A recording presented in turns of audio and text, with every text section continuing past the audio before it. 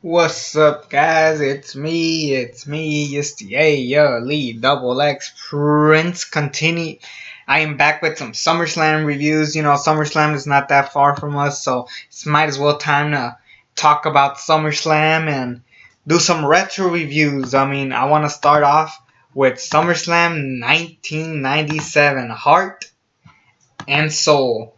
For the most part, SummerSlam at the time was just seen as like maybe a couple matches were being shown to like its potential greatness, but then there's matches like these that there's some matches here that were really good and made a lot of interesting characters. It wasn't quite yet Attitude Era. That tease was back at WrestleMania 13, but this one really showed a lot, and especially since the main event itself was one of the best well-told stories ever.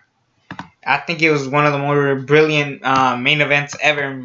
Possibly, I won't say underrated because I do see people always talking about this match, but this is definitely one of those best matches I've seen in SummerSlam history.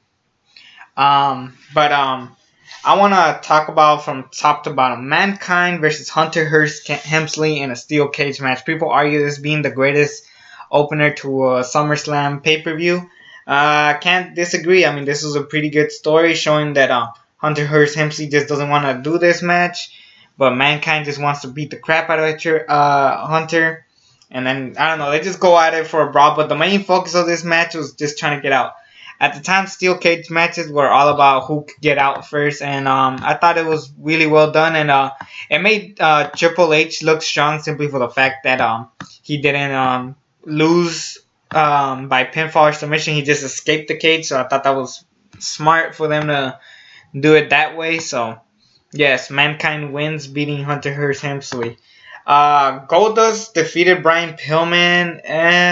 It was whatever. I didn't hate it. I didn't like it, but I mean, it was just whatever. Rest in peace to Brian Pillman. He could have had a great WWF career, but sadly his career went downhill super fast. Legion of Doom defeated the Godwins. This one's pretty obvious that the Legion of Doom won because I mean, you look at these guys and I'm like, yeah, no shit. I would have given it to the Legion of Doom. I don't even know who the hell the Godwins are. There was just a bunch of little bitches that just ran around like a bunch of morons. So, yeah, I would give the victory to Legion of Doom anyway. So, but then we get to a match that was really disappointing for me. British Bulldog versus Ken Shamrock for the European Championship.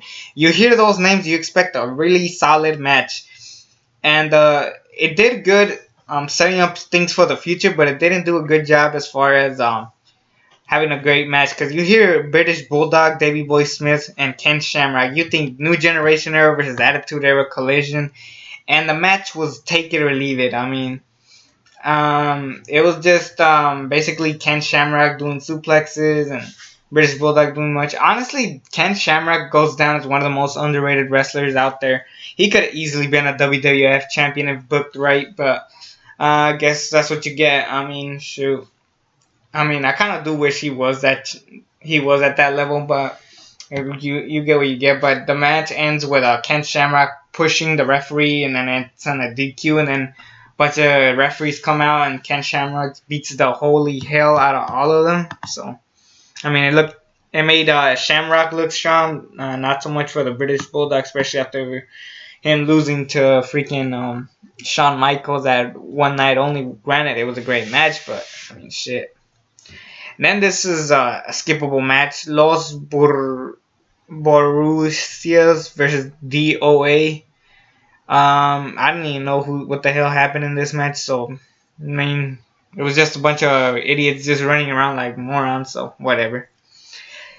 Steve Austin, Stone Cold Steve Austin versus Owen Hart for the Intercontinental Championship. Now, this match is mainly remembered for one thing.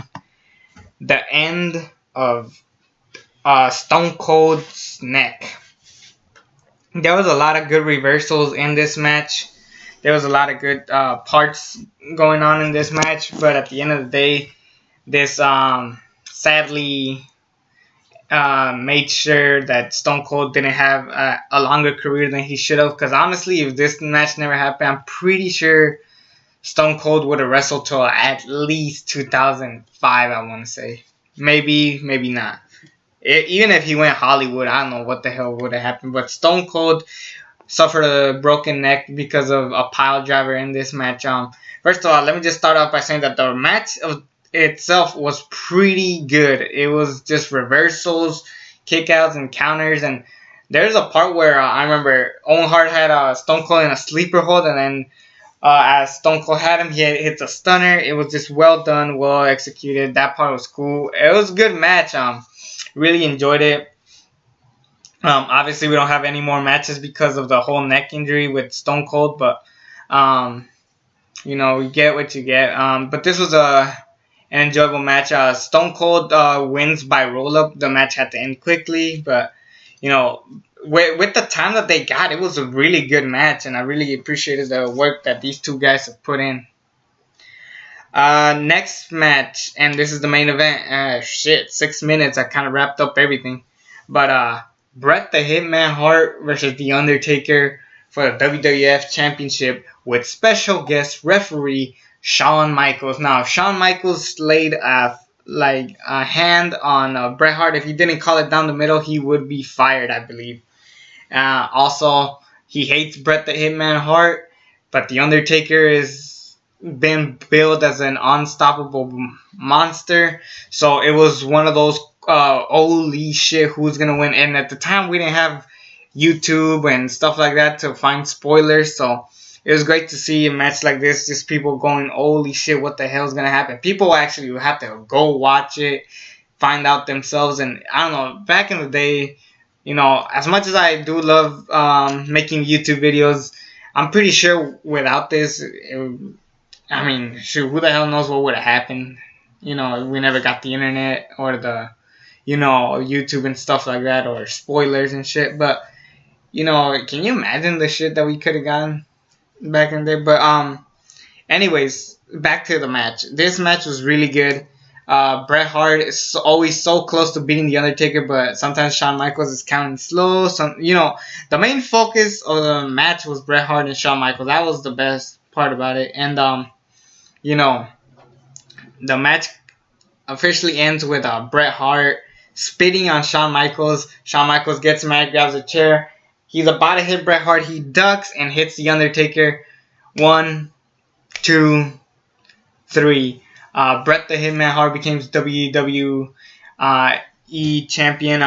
Eventually, this does lead to the Hell in a Cell match against Shawn Michaels. The first ever Hell in a Cell match between Michaels and Taker at Bad Blood with the debuting Kane. You know, this match alone made the rest of the year worth it. I mean, this led to, you know, like I mentioned, that amazing Hell in a Cell match, and this also tragically led to the Montreal Screwjob at Survivor Series.